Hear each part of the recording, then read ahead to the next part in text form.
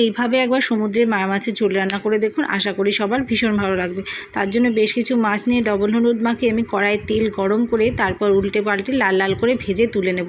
সব মাছগুলো যখন ভাজা হয়ে যাবে, এদিকে সরু সরু লম্বা লম্বা আলু বেগুন কেটে নিয়েছি, সেটাও আমি তেলের মধ্যে ভেজে নেব। আর আলু বেগুনটা আমি লবণ হলুদ দিয়ে ভাজবো।